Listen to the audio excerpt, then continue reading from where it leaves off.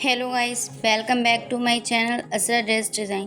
सो guys, आज की video में हम आपके साथ शेयर करेंगे बहुत ही इजी और सिंपल तरीके से बनारसी गरारे की कटिंग एंड स्टिचिंग, जिसको बनाना बहुत इजी और सिंपल है। तो आइए वीडियो को स्टार्ट करते हैं। हम करेंगे ओरेबी गरारे की कटिंग। इसके लिए हमने 5 मीटर फैब्रिक लिया है, 4 मीटर लेस ली है, जिसको गरारे के जॉइंट और कुर्ती पर लगाएंगे। अब हम गरारे की कटिंग करेंगे। गरारे की कटिंग करने के लिए फैब्रिक को हमने उल्टा करके इस तरह से रख लिया है। इस तरह से हम इसका ऑरेब शेप बना लेंगे। अब हम जितना भी बेल्ट रख रहे हैं उसको छोड़कर लंबाई का निशान लगाना है। अब इसे मेज़र करके देखेंगे, ये 24 इंच है। 24 इंच पर बाकी के निशान भी लगा लेंगे।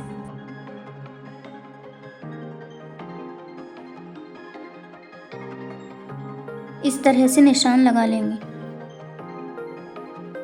और अब इसकी ऑरेब शेप में कटिंग कर लेंगे।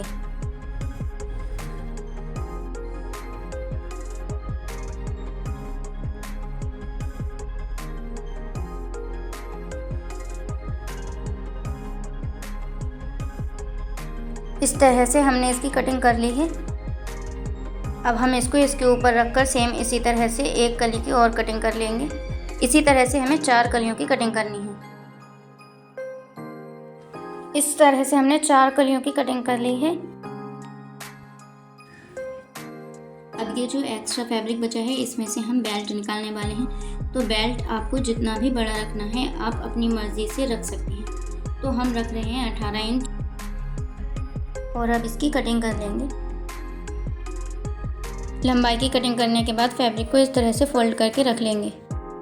इस तरह से रखने के बाद चौड़ाई की भी कटिंग कर लेंगे और अब यहाँ से क्रॉच एरिया का निशान लगाएंगे और इसकी कटिंग कर लेंगे।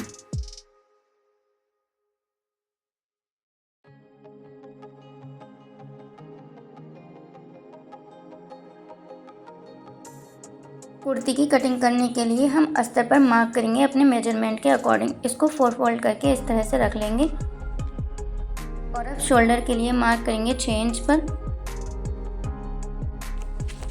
आर्म होल के लिए मार्क करेंगे 7.5 इंच पर। इस तरह से एक बॉक्स रेडी कर लेंगे। अब चाक के लिए मार्क करेंगे 12 इंच पर।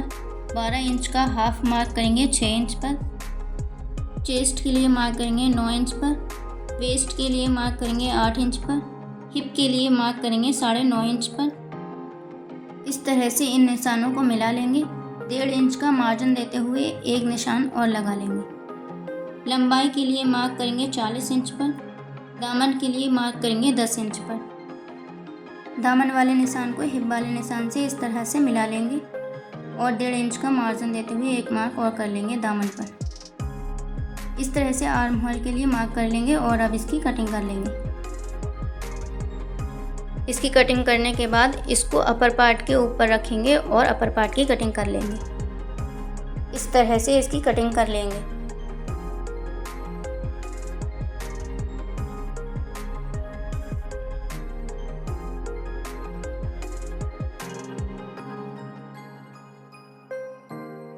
एक्स्ट्रा फैब्रिक में से स्लिप्स की कटिंग करेंगे। स्लिप्स की कटिंग करने के लिए फैब्रिक को इस तरह से 4 फोल्ड करके रख लेंगे और अपने मेजरमेंट के अकॉर्डिंग मार्क कर लेंगे। तो हम स्लिप्स की लंबाई रख रहे हैं 18 इंच। 2 इंच एक्स्ट्रा रखेंगे फोल्ड करने के लिए। 3 इंच डाउन एक मार्क करेंगे। आर्म होल के लिए मार्क करेंगे 7 इंच पर और इस तरह से राउंड शेप देते हुए मार्क कर लेंगे। मोरी के लिए मार्क करेंगे 5.5 इंच पर और इस तरह से निशानों को मिलाकर अब इसकी कटिंग कर लेंगे।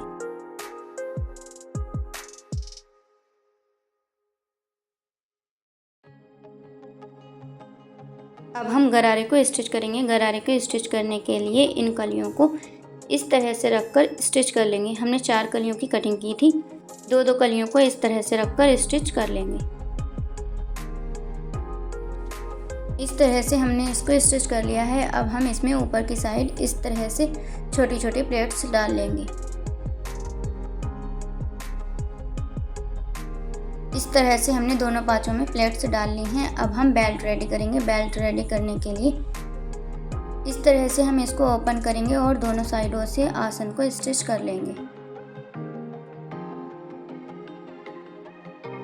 इस इस तरह से हमने दोनों साइडों के आसन स्टिच कर लिए हैं। अब हम इसमें इस तरह से फिटिंग के लिए स्टिच कर लेंगे और इसको इस तरह से रखेंगे और इस तरह से रखकर स्टिच कर लेंगे। दोनों पाँचों को सेम इसी तरह से स्टिच कर लेंगे। दोनों पाँचों को इस तरह से स्टिच करने के बाद अब हम इस पर लेस को इस तरह से रखकर स्टिच कर देंगे।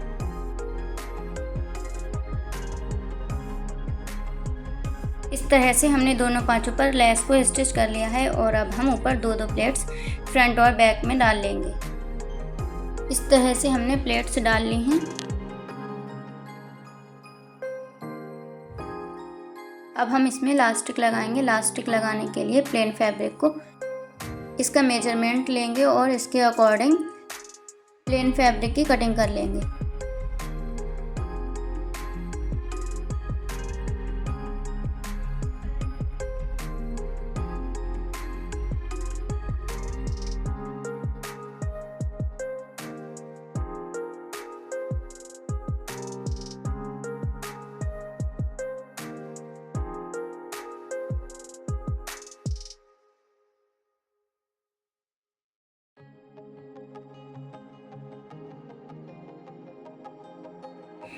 इस तरह से इसकी कटिंग कर लेंगे और दोनों साइडों से इसको स्टिच कर लेंगे।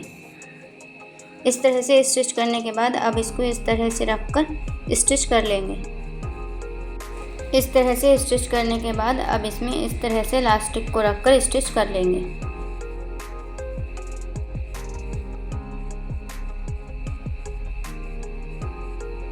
और इस तरह से इसको फोल्ड कर लेंगे। गरारा रेडी हो गया। अब हम कुर्ती को स्टिच कर लेंगे।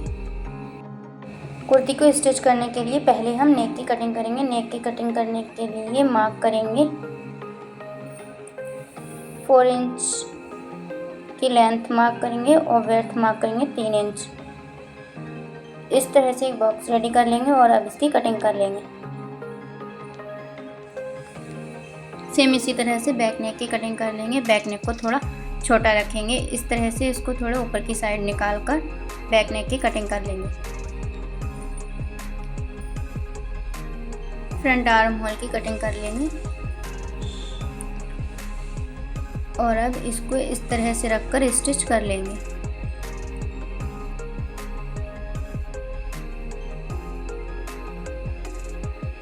सेम इसी तरह से बैक नेक को स्टिच कर लेंगे। इस तरह से हमने फ्रंट नेक को स्टिच कर लिया है और अब एक्स्ट्रा फैब्रिक की कटिंग करेंगे और इसको सीधा कर लेंगे।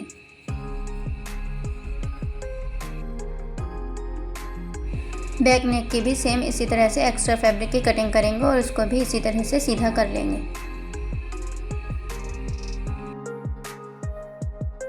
अब फ्रंट नेक पर इस तरह से लेस को रखकर स्टिच कर लेंगे।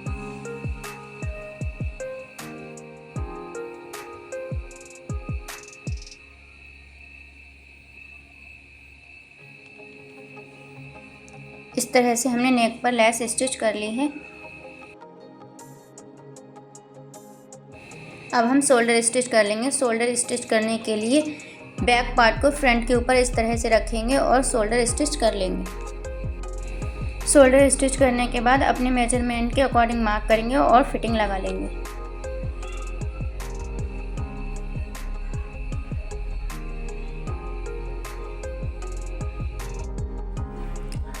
इस तरह से दोनों साइडों से फिटिंग लगा लेंगे और दामन को इस तरह से रखकर फोल्ड कर लेंगे।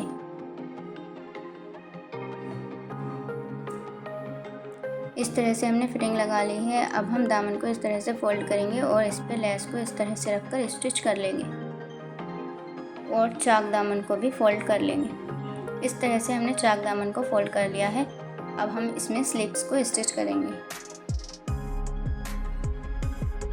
स्लीव्स स्टिच करने के लिए पहले हम स्लीव्स को इस तरह से फोल्ड करेंगे और इस पर इस तरह से रखकर लेस को स्टिच कर लेंगे।